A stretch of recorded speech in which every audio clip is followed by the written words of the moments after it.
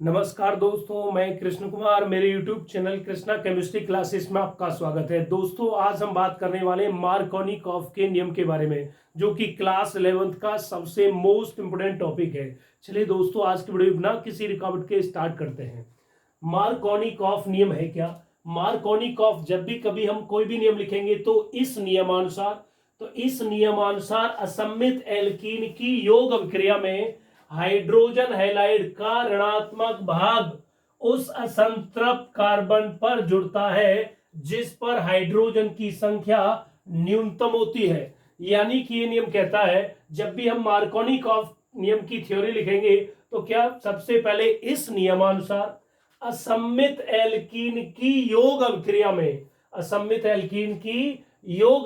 में hydrogen halide का ऋणात्मक भाग उस असंतृप्त कार्बन पर जुड़ता है जिस पर हाइड्रोजन की संख्या न्यूनतम होती है। तो सबसे पहले हम बात करने वाले हैं असममित एल्कीन। ये एल्कीन कैसी होती हैं? ये एल्कीन दो प्रकार की होती हैं, एक आपका सम्मित एल्कीन और एक असम्मित एल्कीन। पहचान करेंगे कि ये सम्मित एल्कीन क्या होती है और असम्मित एल्कीन क्या होती है। सबसे पहले एल्कीन वे होते हैं जिनके कार्बन कार्बन के मध्य द्विबंध होता है। तो मैंने 3 उदाहरण इधर लिखे हुए हैं।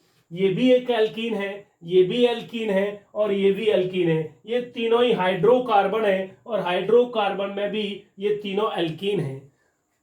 सबसे पहले ये 2 कार्बन का एल्कीन एथीन है, ये 4 कार्बन का एल्कीन ब्यूटीन है और ये 3 कार्बन का एल्कीन प्रोपीन है। तो ये एल्कीन तीनों ही हैं, लेकिन कौन इनमें से सम्मित एल्कीन है और कौन इनमें से असम्मित एल्कीन है, इसकी पहचान कैसे करेंगे? चलिए स्टार्ट करते हैं। सबसे पहले हम जिस एल्कीन के बारे में पता करना होगा, हम डबल बॉन्ड के साइड, दोनों साइड चेक करेंगे।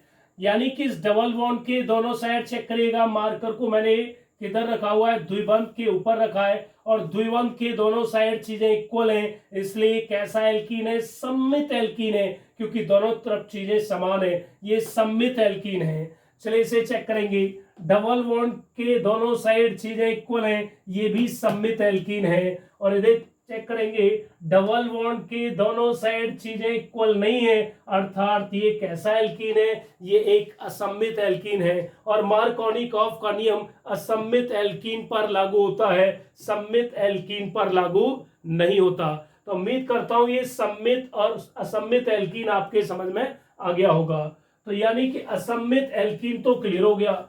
अब असम्मित एल्कीन की योग अभिक्रिया का मतलब होता है एक एडिशन रिएक्शन, जहां 2 अभिकारक मिलके एक प्रोडक्ट देते हैं।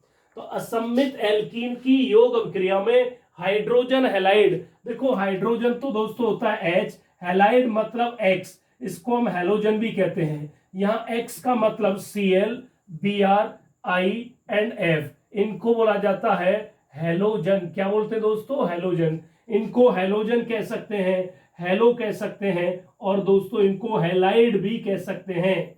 क्या कह सकते हैं? हैलाइड। तो हाइड्रोजन हैलाइड का ऋणात्मक भाग, अब हाइड्रोजन हैलाइड में नेगेटिव पार्ट कौन है? हैलाइड है, क्योंकि H पे सिंगल पॉजिटिव होगा और हैलोजन यानी कि हैलाइड पर नेगेटिव चार्ज होगा। तो ये हाइड्रोजन हैलाइड हो गया। अब हाइड्रोजन हैलाइड का जो नेगेटिव पार्ट है, ये उस असंतृप्त कार्बन, अब ये असंतृप्त कार्बन क्या होता है, इसको भी जान लेते हैं। तो दोस्तों, असंतृप्त कार्बन वो कार्बन होता है जिसके कार्बन कार्बन के मध्य या तो द्विबंध होता है या फिर त्रिबंध होता है। सिंगल बॉन्ड वाले कार्बन कैसे होते हैं? संतृप्त कार्बन होते हैं। यानी कि CH3 single bond CH, double bond CH, CH3। तो दोस्तों, इस कार्बन के चारों तरफ देखेंगे आप, तो यानी कि ये 4 हाइड्रोजन से एकल बंध, यानी कि सभी कैसे बॉन्ड है? Single bond. तो ये कार्बन कैसा है? ये कार्बन संतृप्त कार्बन है। इस कार्बन को आप चेक कर सकते हैं, कहीं ये द्विबंध से तो नहीं जुड़ा, यानी कि डबल बॉन्ड से ये कार्बन जुड़ा है। ये कार्बन असंतृप्त कार्बन है। ये कार्बन कैसा है? ये कार्बन भी असंतृप्त कार्बन है, लेकिन ये कार्बन कैसा है? संतृप्त।